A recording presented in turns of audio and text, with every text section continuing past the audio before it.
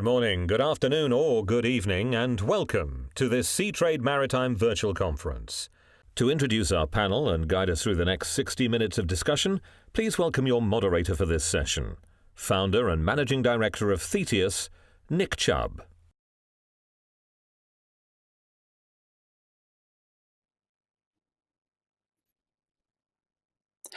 Hello, good afternoon, good morning, good evening, wherever you are in the world. Thank you very much for joining us on this Sea Trade Ship Tech Middle East webinar looking at the rapid adoption of digital technologies and the decade ahead. As the world has battled to control a pandemic through 2020, we've heard countless times that the virus that has put half of the global population on lockdown has accelerated digitalization across all industries. Anecdotal evidence suggests that in the maritime industry, the pandemic has created a flurry of spending on digital services that make it possible to keep critical operations running while the world deals with the various lockdown measures that exist. But it has also put the brakes on many of the more strategic transformation projects going on across the industry. As we begin to look ahead to 2021, the arrival of various vaccines may signal a gradual return to normality. But waves of disruption always leave behind permanent change when they eventually recede. To explore how COVID-19 has impacted maritime digitalization today and how the accelerated adoption of digital tools will impact the industry tomorrow, we have brought together a panel of industry leaders, including technologists, ship owners, and investors. In this session, I will be joined by Mark Dragon, the Managing Director of Reef Knot Investments, a Singapore-based venture capital fund focused on emerging supply chain technologies. Mike Konstantinidis, the co-founder and CEO of Etas Cyberspace Technology, an Athens-based startup that builds vessel optimization technology. Inga Sandvik, the Chief Digital Officer at Wilhelmsen Group, a world-leading maritime services group that includes shipping and port agency services. And Chris Vidat, Head of Information Technology at P&O Maritime Logistics, a leading ship owner in the offshore logistics space. And of course, you. We'd love you to take part in the discussion today. This is very much an interactive event. There's no slides, no PowerPoint. We're jumping straight into the discussion. So use the chat box that you can see there to answer questions, make comments. If you disagree with us, if you agree with us, let us know. If you type the questions into that area, the team will get them over to me, and I'll do my best to weave them into the conversation with our esteemed panel. So I think it's always better if panelists give a proper introduction of themselves. So first off, thank you all for joining me. What I'd like to do is kick off by asking you to introduce yourself and answer this one question. Has COVID-19 accelerated the adoption of digital tools across your business and the industry? Chris, why don't you kick us off? Thanks, Nick. I'd like to say thanks for the opportunity to speak today on this panel. So yes, my name's Chris Vidat. I'm the Head of IT at P&O Maritime Logistics, a logistic operator working in three main verticals: offshore, port services, and logistics. So to get straight to your question, do I think that COVID has accelerated digital initiatives? I think it has. I think the need now to have more remote abilities to certainly do certain tasks that were done by human interaction has certainly increased. A good example, I think, would be the classification societies. So obviously class surveys and that are much more difficult to do in COVID now with travel restrictions. So things like remote class surveys are things that are being explored in more detail now. We have certainly been seeing that trend moving forward, and we've worked with classification societies such as ABS to try and improve this process. But I also think there's a lot more that can be done in this area. If we stick with the classification society, I think data and the use of data to drive the class process is something that is probably not been taken a great deal of opportunity at the moment. I think if we look at the amount of data that we can gather from the various pieces of equipment, that will enable us to perform the class surveys in a far more remote manner and a less intrusive perspective for surveyors to come on board. I think from an operator's perspective, I think certainly in the offshore industries, the oil price as it is has presented very difficult trading conditions. And so some of the initiatives that we would probably like to have seen or seen in the industry hasn't probably taken place because there's an element of cautiousness still when the recovery will come, how quickly it will come. I think in our instance in P&O, we already embarked on a digital journey several years ago. So when we came to this situation with COVID and the ability to access the vessels became far more restricted, we were able to already utilize the technologies that we'd already implemented and digital initiatives we already put in place in order to better to perform the tasks that we were performing on site remotely. So we've managed to perform still management vessel visits using Teams. because we put in place an infrastructure on board with VSATs and good communication links to facilitate this.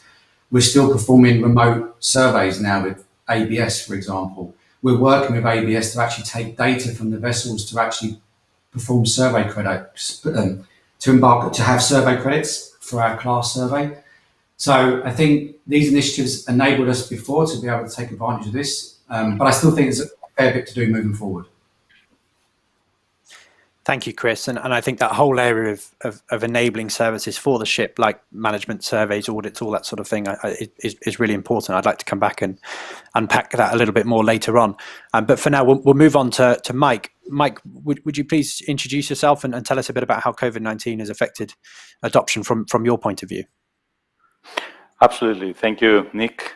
I would like to say, first of all, to answer your question is exactly what we are currently right now doing right here is the biggest proof that digital tools are actually enabling us to be more operational, resilient, of course, addressing this huge curse that we are all facing worldwide. So absolutely, yes, digital technologies, it's more popular than ever, that are enabling us to be much more efficient than before, and this is something that was really embraced by the whole universe. My name is Mike Konstantinidis.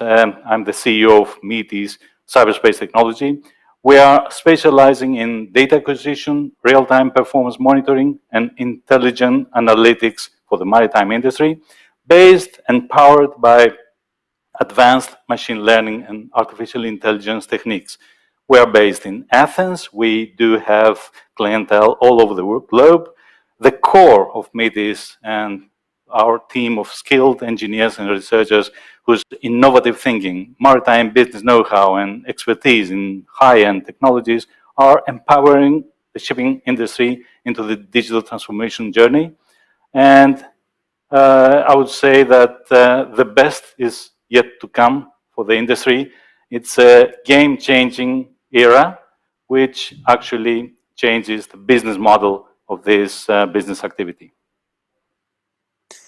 Thank you, Mike. Best is yet to come. That's an interesting take. I like that. Inge, if I could ask you to go next and introduce yourself and talk a bit about how COVID has affected Wilhelmsen. Yeah, thanks, and happy to be here and joining you guys. I think it sounds like I joined Wilhelmsen 4 years ago, no background from the shipping or maritime industry at all, working in tech and consulting companies, and been a startup CEO for 4 venture-backed companies. So I kind of have a mixed background, seeing it from different type of industries, and it's been an exciting 4 years. And the reason why I joined Wilhelmsen is that Wilhelmsen was most known for being the world's largest ro-ro shipping operator, but the most exciting thing is that we are also the world's largest maritime network, and deliver products and services to more than half of the world's merchant fleet. So I kind of looked at it as Wilhelmsen is a kind of a maritime Amazon, everything shop, delivering all type of services and products, and are moving now and accelerating by COVID into more digital products and services, moving away from transaction-oriented business models to more service-oriented business models. And I think that the investment we have done in the last years that hasn't been properly utilized and adopted, especially on the cloud technologies, has been really accelerated and fast-paced with COVID. So of course it's a disaster for everyone, but for all of us that are working in this digital transformation space, it's been some sort of a I wouldn't say a blessing, but it has for sure accelerated this process. And I think that people that were a bit reluctant to adopt now see that they have the tools. We are putting in a lot of investment in further developing new technologies, and we see, of course, the industry, the tech industry, all industries are now pouring a lot of money into kind of filling the gaps that are there, and I see that this new wave of sustainability as well, that we need to develop new solutions to cope with the sustainability goals, is also kind of a force in terms of accelerating this. Thank you. That's a fantastic point, and I think I'd really like to come back to the sustainability issue as well, because obviously we're dealing with COVID this year, but we look out to 2030 and beyond. Sustainability it will continue to be a massive issue. And last but by no means least, Mark, I've asked you to go last simply because you take more of a wide view of all of this, looking at the supply chain outside of the maritime industry as well. So please go ahead and introduce yourself. Tell us a bit about ReefNot, and then just let us know how you see COVID affecting digitalization in maritime and the supply chain. Right. Firstly, thanks, Nick, for inviting me to this session, and hi, fellow panelists and everyone else out there. Good morning, good evening, good afternoon. So ReefNot, we are a global supply chain logistics technology venture capital firm. A mouthful. We are situated out of Singapore. Two major investors into the fund, which is Temasek as well as Kununalo. And we were born early last year. So it was interesting because when the fund was conceptualized, there were three general areas where we were looking to focus on. The first area was in AI and deep tech, right? Think predictive analytics, artificial intelligence, that kind of planning optimization, those kind of technologies, and data science, data management, etc. The second area was in logistics digitization, right? Automation, think RPA, think document automation, and things that would enable smoother flows within the chain. And the third area was the area of trade finance, right? Not only supply chain financing, working capital financing, inventory financing. So that was last year. And lo and behold, COVID struck right early this year. The moment COVID struck, we did a snap survey of corporates and supply chain leaders across the world. And this is what we found out, right?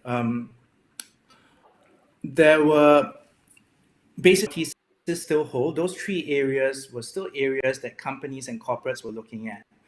But there was a greater focus on three general areas. The first one was visibility, right? Supply chain visibility, and more importantly, dynamic and more real-time visibility. The second area was in the area of resilience, right? And resilience is not so much a very broad word in terms of risk management and stuff like that, but the resilience that the corporates alluded to us was more around managing of resource and assets, given the variable nature of demand and capacity changes that were happening so dynamically, right? And that's still relevant now, even with the vaccines coming out. And the third area that was very important was in the area of working capital financing, right? If you all would remember back in first quarter this year, the moment COVID hit, most organizations just took a step back, made sure they had enough cash, to last the next X of years or months, right, before committing on new initiatives moving forward. So on the COVID, those three things happen. And And we saw, and through the past 6 to 9 months, we saw a K-shaped kind of a curve and recovery, right? There's a tailwind on some certain types of technologies and startups with those technologies. Think, predictive analytics, right? Think supply chain real-time visibility, right? Where your goods are, what's going on, and all these became more important now than it was previously, right? Even in the area of logistics digitization, right, or digital logistics, where previously I might have had a few 3PLs, for example, that I would have leaned to predominantly to move my goods. Subsequently, it's like, oh, these guys might not have the capacity that I need, so I need to have other sources where I would then contract out, and that's where the digital logistics folks started emerging very rapidly as well, right? And finally, those firms that used AI to facilitate working capital chain financing, definitely have a tailwind to them as well over the past 6 to 9 months. Thank you, Mark. I think of those three areas, visibility, resilience, and working capital, the one that's most interesting to me to sort of dive into as a kickoff point is resilience. And I'd be interested to bring in Chris here and just talk. Chris, could you perhaps just tell us a little bit about from P&O Maritime's perspective? You have been quite forward-leaning in terms of the adoption of digital tools before 2020, which put you in quite a good position to remain resilient throughout 2020. But perhaps could you just tell the audience a little bit about how you kind of see those tools enabling resilience in the organization?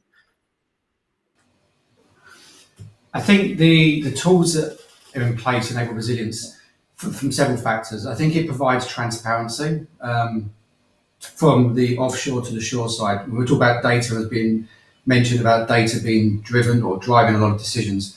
I think when we looked at the challenges that we have on board the vessel and as an organisation, we made sure that there was the right tools in place in order to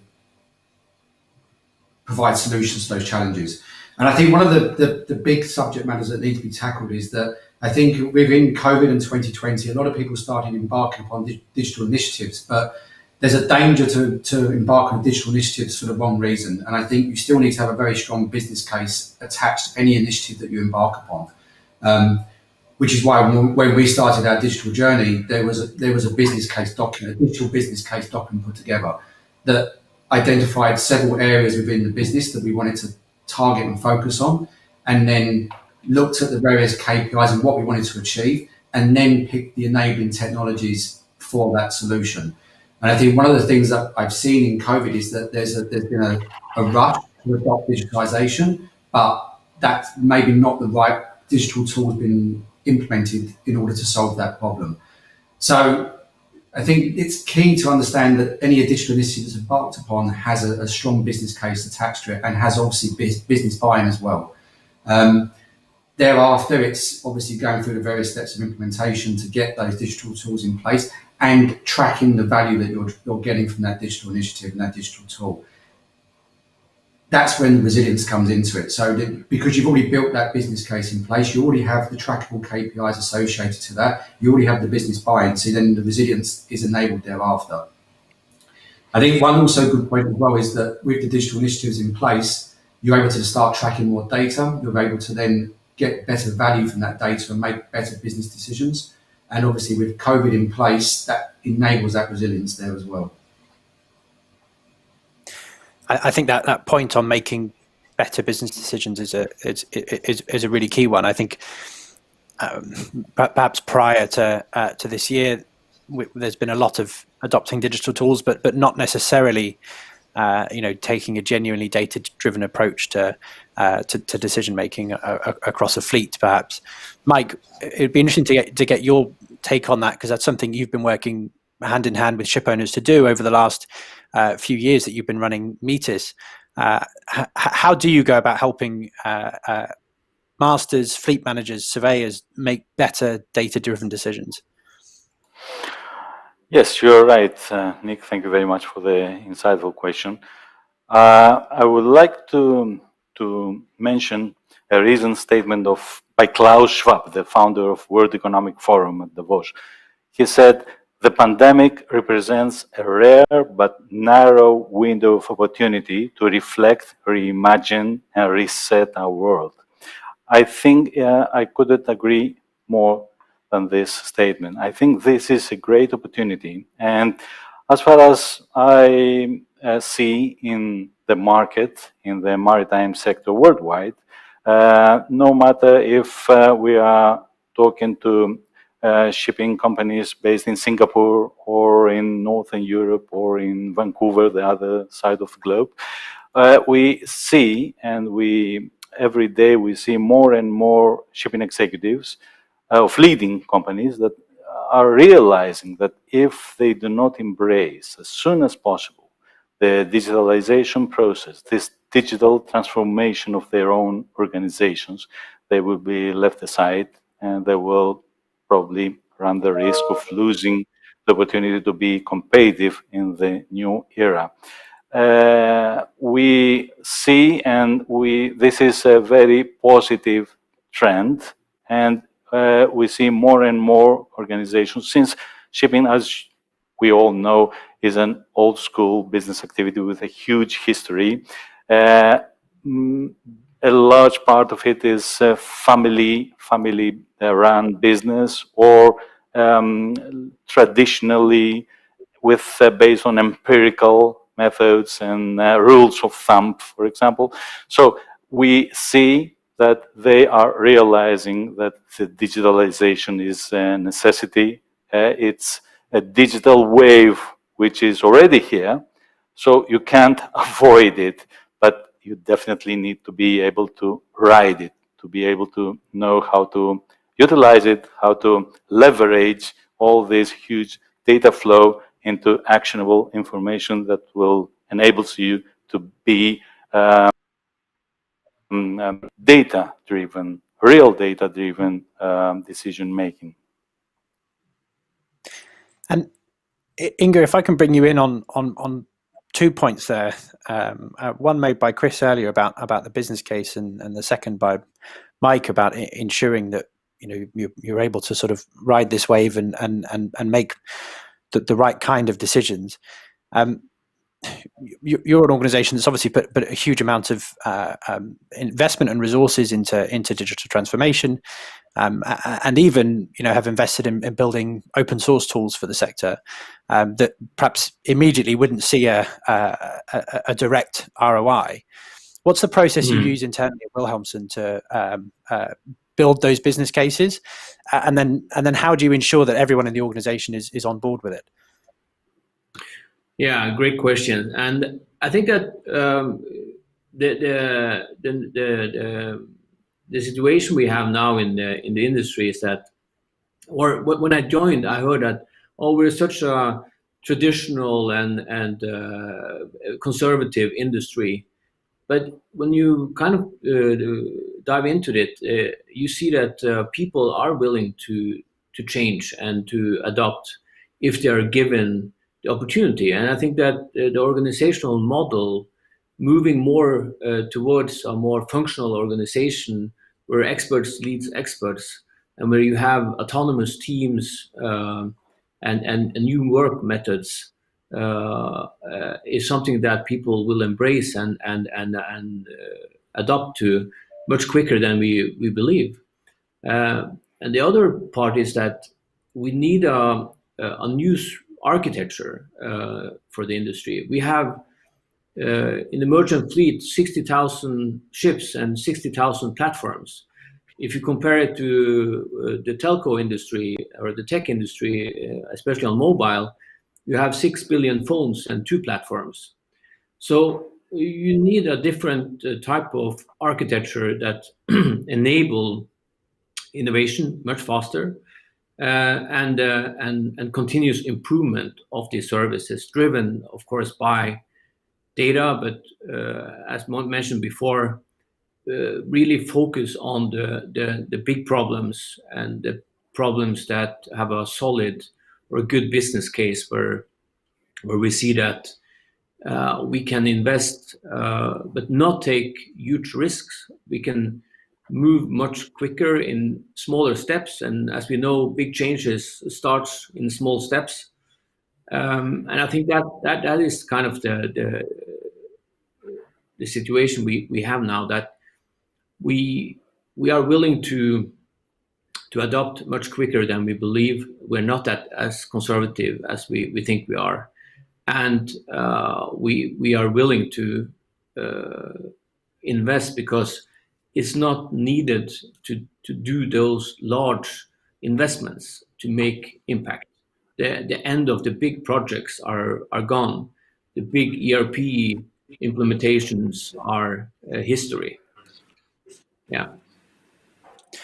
Mark, I can see you nodding there, and obviously I'm thinking of you as a venture investor, but also someone who looks at the wider software landscape quite a lot.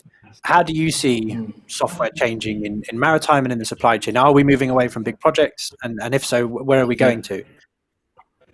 Yeah, there's a lot to unpack here. So if you decompose the supply chain into the carriers, the asset base, the value-added services on top of that, the traditional forwarder business, and of course the shipper community, right?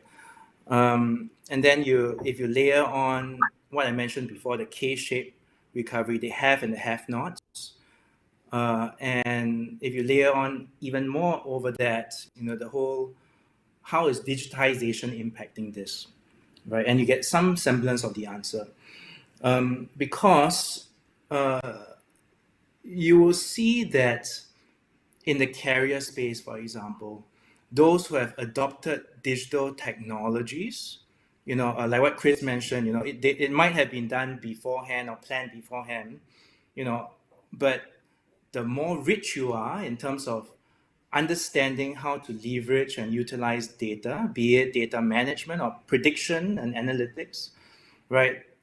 The further ahead of the curve you are at, and COVID just accelerated it, right?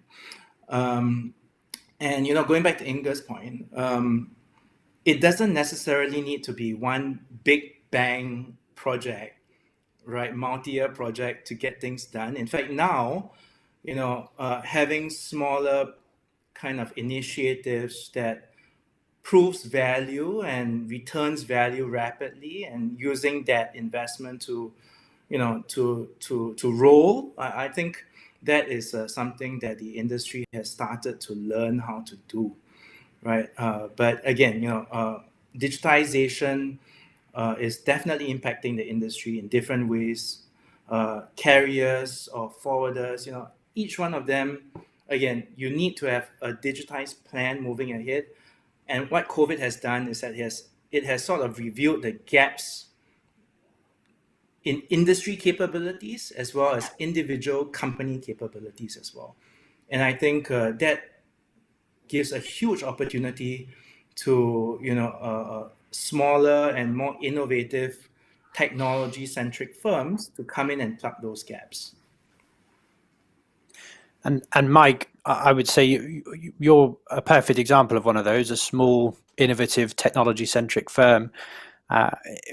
As you go out and speak to industry, speak to your clients, what are some of those gaps that you're seeing that need to be filled, and how are you going about closing them? Yes, thank you, Nick. I think Mark mentioned it very successfully.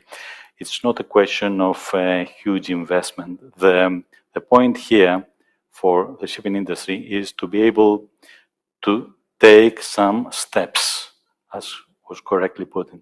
The steps are given and need to be followed irrespective of the criticality of the situation. We definitely feel that data is the king in this era that we are living. The financial people know that the cash was always have been the king, but now we all, I think, agree that the cash may be the queen, but data is the king in our era. So it is important to ensure that you do have reliable, frequent data flow from the vessels themselves. You need to be able to have actual and continuous data from the various critical devices and equipment on board the vessels. And then you need to be able to enrich this collected data with third-party data, with weather data, and with other manually taken data, even if fragmentary, yet they are important to be taken into account. Then you need to be able to synchronize, to clean, and to store properly in a reliable way, and then starts the next stage of this extremely important procedure, which is to employ an advanced analytics in order to convert, to change this raw data into intelligent information. And of course, there, the power that augments all this effort is artificial intelligence, which is a sexy buzzword, but the real revolution behind it is the huge disruption caused by the machine learning technology. The machine learning is the technology that changes the world as we know it and we experience it. And in shipping, which, as I said, is still being managed by traditional ways, those results sound like rocket science for most of the managers, and they realize that this is the way that the business model, the whole business model, is being changed. There are very specific and exciting examples of how this gives them actionable and quantifiable results, which cost money, and the investment is ridiculous because this industry is very familiar with the investments, so this is nothing for them. In digitalization and in digital technologies, it's the know-how that makes a difference. It's not the amount invested. It's other way of evaluating things. Chris, I want to bring you in here because Mike mentioned two things there that I think were quite interesting to me. One is you need a reliable and frequent data flow from the vessels, and then two, you need to layer that on top with advanced analytics and potentially go as far as artificial intelligence to help with that, to get insight back. But I think one of the big stumbling blocks we always have in the industry is that first question of just sharing data with third parties. And once you get the data off the vessel, how do you share it so that you can run the advanced analytics? And I know that P&O Maritime's taken a bit of a leading position in terms of sharing data. And I think it would be good if perhaps you could unpack that a little bit and talk about your process and what you've developed for the sector. Yeah, thanks, Nick. I think that's a really good point. I think there's a couple of very good points in that discussion. I think first of all is how do you get the data off the vessels, which is always a challenge. I mean, vessels work with satellite communications, which can be unreliable at times. So there needs to be an architecture in place to be able to support such a methodology. And let's not forget that although we're trying to get the data off the vessels to do analytics on it, but it's also important to remember that the data is also there being used for the vessel and the crew. So we need to have a solution in place that enables the crew to be able to make decisions and take actions based on the data that's being generated from the vessels, and for that data then to be processed offline, onshore, to do more of the predictive analytics work that's in place there. So that needs to be looked at in any solution. If we talk about data sharing and data collaboration, I think traditionally the maritime industry has been very bad at sharing data. I think it's operated in silos. It's not like to share. This is my data and I don't want to share this data. Yes, data is a commodity, but my personal opinion is that the data isn't really the commodity. What you do with the data is the added value. You can share data. I've got no issue sharing the data, but it's then what you do with the data is your unique selling point. So at P&O Maritime Logistics, we created something called maritimestats.com, which was designed to be an open source platform for the maritime industry to collaborate and share data. I think historically, if we look at, let's take one example, the the engine data, for example. Let's look at maintenance data. So historically, the OEMs have been very good at saying they have condition-based maintenance systems and predictive-based maintenance systems because they have all the data that's available to be able to trend it and to perform the analytics on. But we as operators also have that data. So why does it not make sense to share that operational data with everyone? Then you can then use a greater data section to perform more accurate analytics on. So I have a certain section of data or a certain amount of data, which is fine. But the more data you gather, the more accurate analytics becomes. So if we as operators share our data, we're able to all perform better analytics moving forward. Maintenance data is one sector. But what about safety data? So does it make sense to share safety data with all the operators? Why would it not make sense to have a safer operating environment for all vessels and crew? There's nothing, that's not a unique selling point for us to be more competitive commercially. It's just ensuring that our seafarers operate more safely. What's the most commonly injured part on a body? What time is the most injuries occur at, or the incidents occur at? If we look at a greater data sphere, then we get a more better predictive analytic model. So I'm a true believer that we should share data, collaborate more freely with each other, and we've certainly been trying to strive forward with that. Yeah, I think that's a fantastic point, and I think there's been a long-standing belief in the industry that we don't compete on safety, and I think actually we're getting to the point now where really we should be looking at how do we extract safety data and share it in a way that it is not commercially sensitive, and taking that one step further when you see the benefits is looking at actually what commercial data can be shared to improve efficiency across the whole sector. We've got about 22 minutes left, and so I'm going to start opening up to audience questions, of which there are a few coming in. Do keep them coming. We'll do our best to get through as many as possible. For the first one, Inga, I'd like to start off with you. You've mentioned sort of business model transformation a little bit, moving from transaction-based model to a service-based model. Mike, you've talked about something similar, and we've talked about going from big projects to small changes. There's a question here from Graham Harker that says, should suppliers of software solutions just be more agile, flexible, and have subscription models that are pay-as-you-go rather than CapEx up front? Would this better support projects and rapid adoption of digital solutions that add value? Inga, what's your take on that as an operator, but also as a technologist? The short answer is yes. I think that we have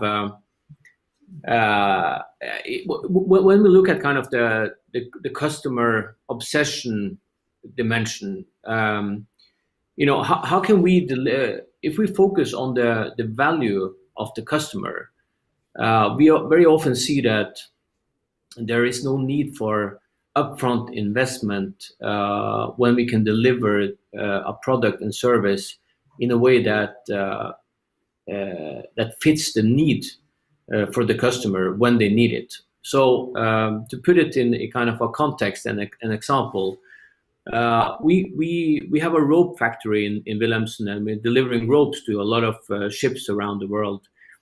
And but ships don't really need ropes; they need safe mooring. So why are we not selling safe mooring instead? And ropes could be part of it. So we put sensors inside of the rope. So we could have said it's a smart rope, but we are more focusing on the safe mooring. So we put together the sensors, the applications that is needed to enable that the ship has a safe mooring. So the operator or the manager or whoever, they don't really need to buy the rope itself. They buy the safe mooring, and we will provide them with the products that is needed to do that safe mooring. And when we started that journey, we saw that there is no application platform on board a ship. There are, as I said, 60,000 platforms. And when we develop modern software, we kind of want to develop it in the way that we develop it for a cloud in a containerized environment. But there is no runtime to put it on board. And if everyone that is developing these type of smart solutions is going to deliver a full stack solution with both edge devices and sensors and everything, the ships would, the architecture and the infrastructure, it will just be too complex and not sustainable enough in terms of operating it. So there is a very clear need to have this maritime application platform, and I really like, Chris, what you said about open source. I think that in this endeavor of creating this environment or this new ecosystem where we're either sharing data, and I also want to make a point there, data, we kind of solve access to data. The big problem right now is quality of data and how we ensure how it could be used to be properly analyzed or utilized either on board or on shore in cloud. So a long answer, but if we're going to answer the question around the services, or from Graham Harker here, if we have new digital solutions that can be more subscription and more OpEx oriented, we also need this new platform or this new architecture that enable us to quickly build these services and also continuously improving it. And Mike, as someone who sells to ship owners, are you seeing demand for more OpEx-focused subscription-based services, or is it still a case of we'd like to pay up front for the kit or whatever it may be? Thank you, Nick. Digitalization has nothing to do with actually no CapEx or very low CapEx. Digitalization is merely OpEx, and this is the trend, and this is really makes sense, because you need to be able to see how those tools, those services offered are fitting your business, are matching your requirements, are addressing your needs, and are value adding for your business. We at Etas, one of the design principles of our solution was to be able to offer no upfront investment or any CapEx if possible, and offer all the value-adding services as a service and with monthly recurring revenue. So the customers are more than happy because they don't need to be engaged, they don't need to be binded with long-term obligations. They are happy to enjoy the services and pay them as much as they enjoy it. And this is the best practice. This is exactly what digitalization is about. And this is a very fair deal with any of our customers, because they are able to stop it whenever they think it's not of value to them. This is what the digitalization is about. And thank you very much for the gentleman that asked this question, because this is really very insightful and creative discussion. I guess that creates a much more shared risk between ship owner operator and the software provider. Totally. We've had a question from Reverend Canon Andy Bauman, who I assume is a port chaplain based on the question. Chris, I'd like to pass this one to you. Data is king, cash is queen, but the seafarer is always the trump card. How can we use digital technology to improve the well-being of seafarers who often lead isolated lives? And how do we help cadets and those entering the industry now to be better prepared for the decade ahead? Which opens up a whole other range of questions on skills. But we'll start with that question, Chris. So I think, as I said before, I think when we talk about the data, it's important to get the data off the vessel, but it's also important to ensure that the data that's being collected is actually improving the processes on board the vessels, so that enable the seafarers to make better decisions. And I think it was mentioned before, I think Mike mentioned it before, that the maritime industry is a traditional industry, and obviously we have engineers on board and we have a lot of seafarers on board that have traditional ways. So there's a lot of change management, certainly when we come to putting in place digital initiatives. And a good example we have is condition-based maintenance and predictive-based maintenance. So we're now using data to look at predictive-based maintenance models and condition-based maintenance models. And now it's that sort of change management exercise to show the crew and a chief engineer that's been managing a vessel for 20 years that data can now make this decision help you make this decision. It's not replacing the chief engineer, it's enabling the chief engineer to be able to make better business decisions with factual data. So I think it's important that when we look at any of these initiatives, they are actually improving the life of the seafarers, not just doing it for the sake of doing a digital initiative. It needs to ensure that there's change management there, that there's buying, and we're actually embarking upon something that is actually improving their day-to-day life and making manual tasks that which were laborious far easier, which then enables the crew to do other tasks that are more value adding. So a good example is that we're looking at digitizing the logbooks, moving away from a manual logbook to an e-logbook. This then uses data that's already being collected in various systems on the vessel to auto-populate the e-logs. So no longer do the crew have to look at doing a manual log. So we're actually making their lives easier on board. In addition, we're actually capturing data that wasn't easily captured before. It was all on logbooks, manual. So taking that manual data into a digital format, we get more data that we can use to start making better decisions and get a better insight and transparency to the day-to-day operations of the vessels. So that's from a work perspective. If we look at well-being of the seafarers, I think crew welfare is an important subject matter, and no more so today in COVID, where we've had issues of crew transfers and crew rotations because of travel restrictions, and some crew have had to stay out longer than maybe anticipated, and also have to be in isolations in hotel rooms for quarantine.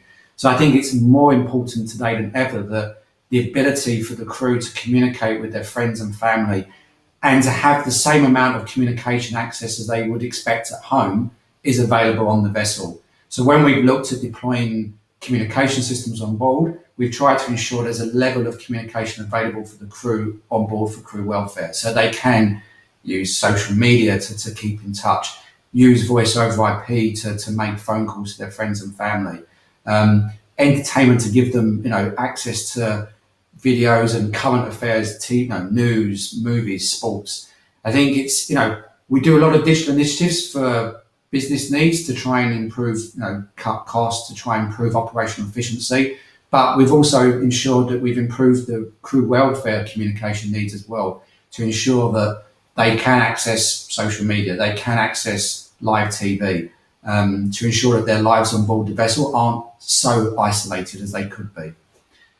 To answer the last part of that question, how are we attracting people into the industry, and how are we ensuring that the cadets that are coming on board aren't overwhelmed by digitalization and technology? And I think that's part and parcel of trying to actually promote the industry. The maritime industry is an exciting industry to work for. I've been in maritime industry since I've left education, so for nearly 20 years. But it's also been seen as quite a traditional industry. I fell into the IT sphere of it very early on.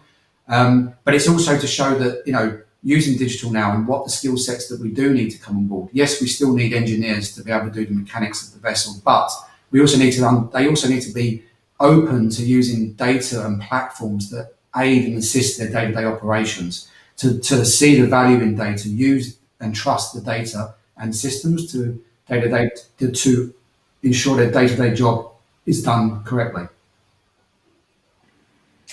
That makes perfect sense, and it's worth pointing out as well. Actually, tomorrow there is a dedicated webinar on crew welfare and training as well. So that's worth tuning into.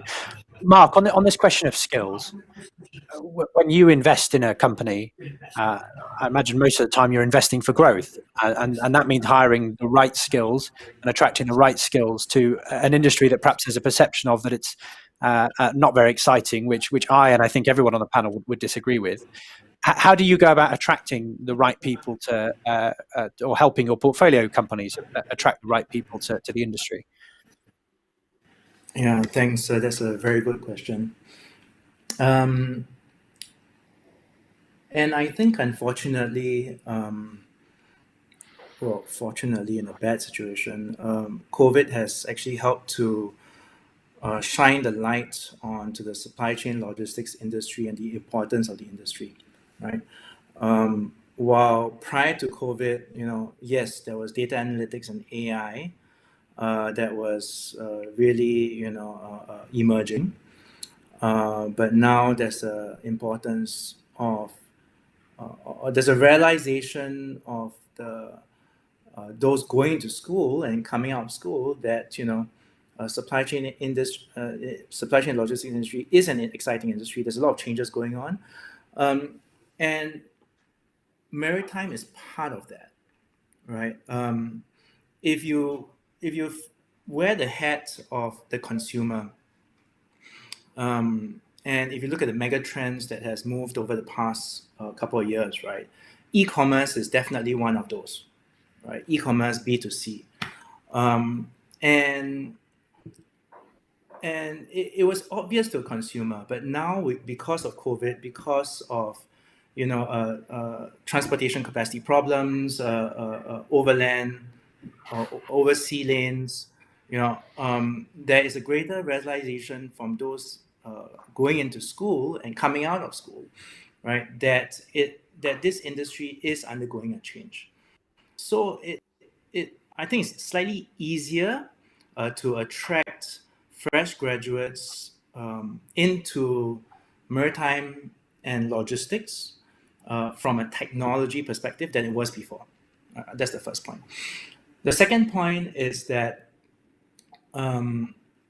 where e-commerce and B2B sort of led technologies when it comes to AI and analytics, predictions, and stuff like that, that is starting to flow backwards into the B2B space as well, right?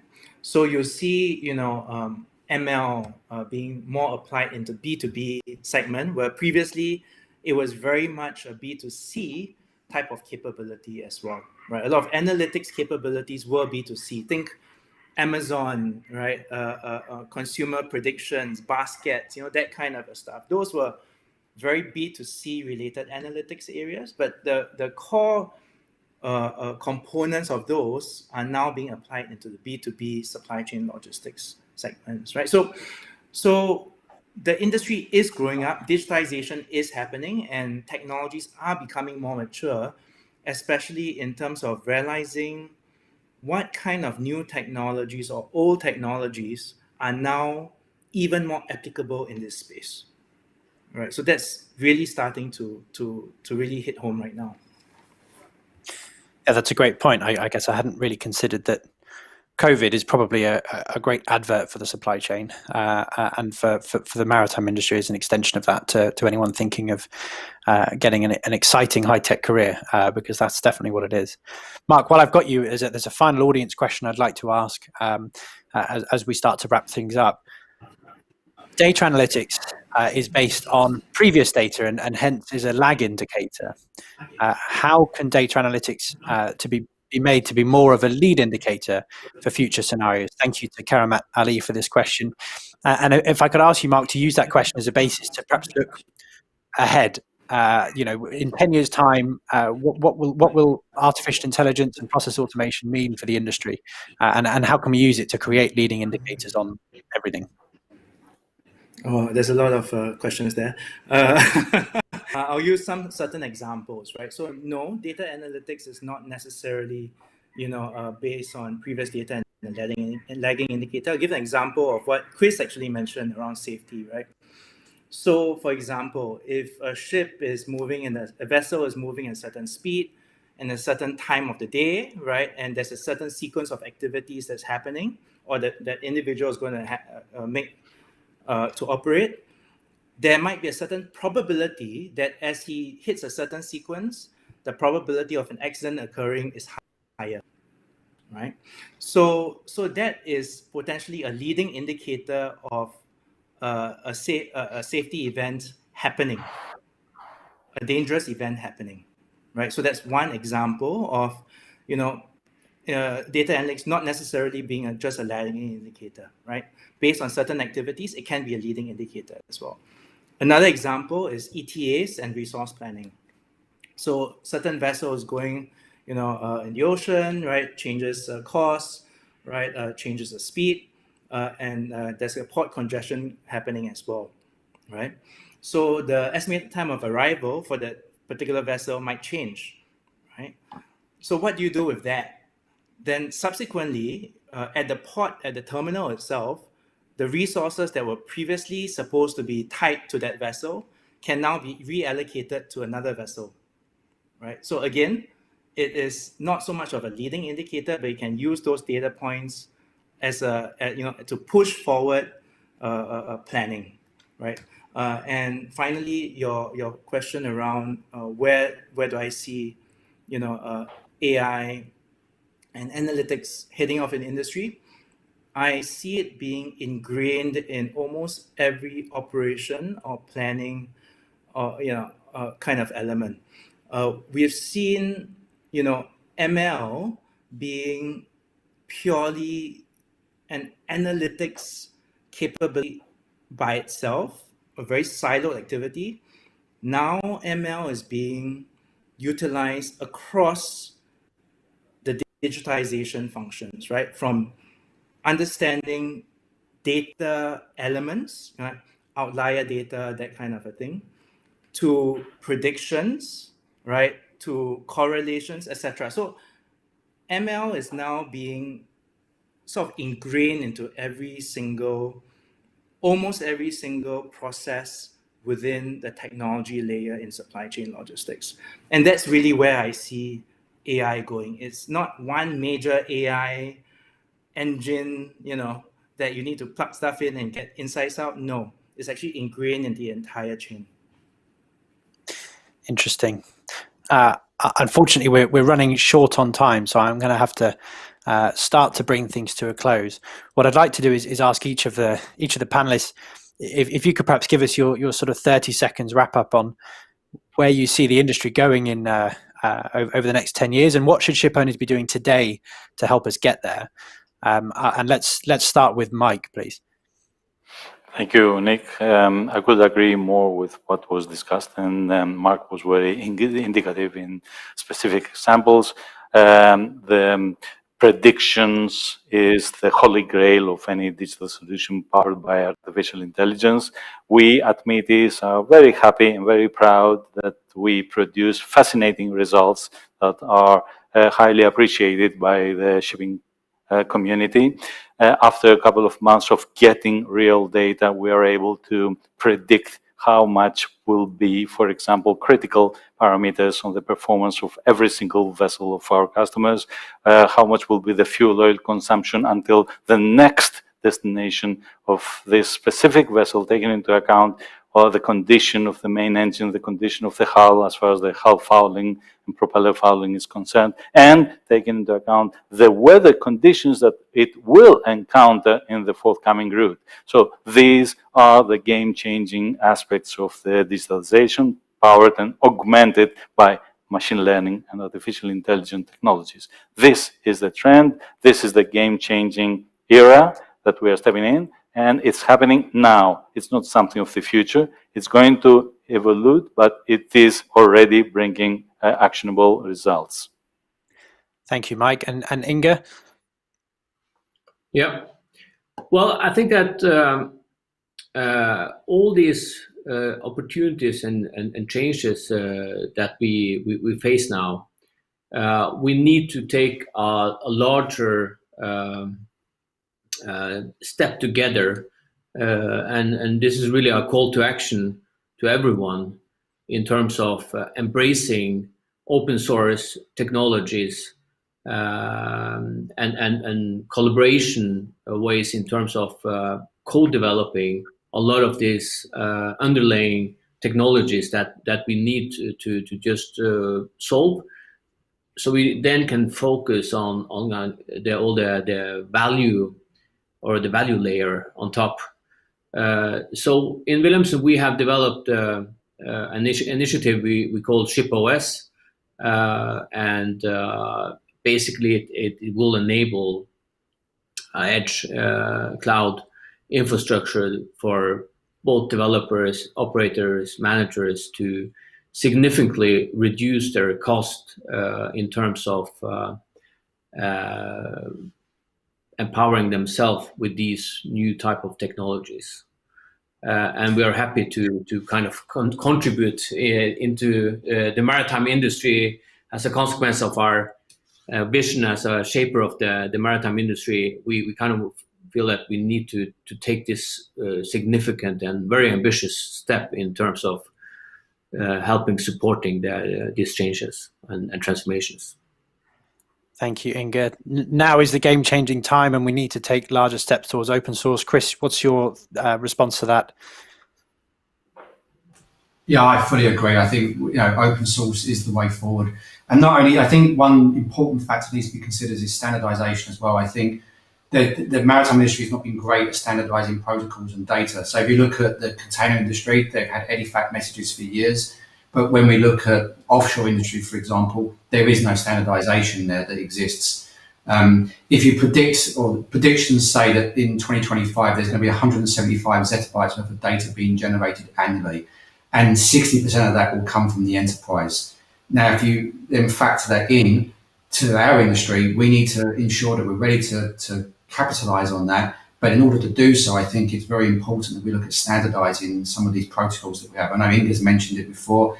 I think it's so important now moving forward that we don't go sail off in different directions, if we use a maritime term, but sail together and try to ensure that we work together to collaborate to ensure that we can standardize for a better good. Yeah. And Mark, final words from you. I think from the industry perspective, I really see it getting more digitized, straight-through processing.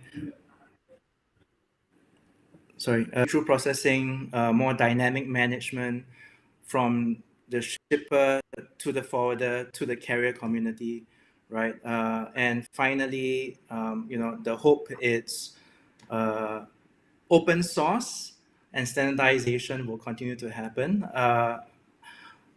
I think open source is easier to happen than standardization, but I think from a startup and from in perspective, as long as the industry moves forward, there's opportunities for everybody. Thank you. I'm afraid we've overrun ever so slightly, so I will close things off there. What's really left for me is just to give you my final thoughts and also to thank our panelists. I think there's a huge amount to unpack in that session, but I would say the most important starting point is to actually have a proper business case, and that doesn't matter whether you're looking at AI, optimization, big data, whatever it may be, to start with the problem and not the technology. If you can get a reliable flow of quality data off a vessel, it's going to put you in a position to make better decisions. And ultimately down the line, that's going to get us into a place where business models can transform. And I think that's not just on the technology side, that's also on the ship operating side as well. But we do need the infrastructure in place to make it work properly. And open source, clearly based on what we've heard today, is a way forward for that. Thank you to all of our panelists. Thank you to Mark. Thank you to Mike. Thank you to Inge. Thank you to Chris. Really insightful discussion. And of course, thank you to you at home or homework, wherever you are in the world, for watching and taking part. There are still 2 more webinars tomorrow as part of Seatrade ShipTech Middle East, one on supply chain resilience and one on crew welfare and training. So do check those out. And thank you very much for joining us this morning.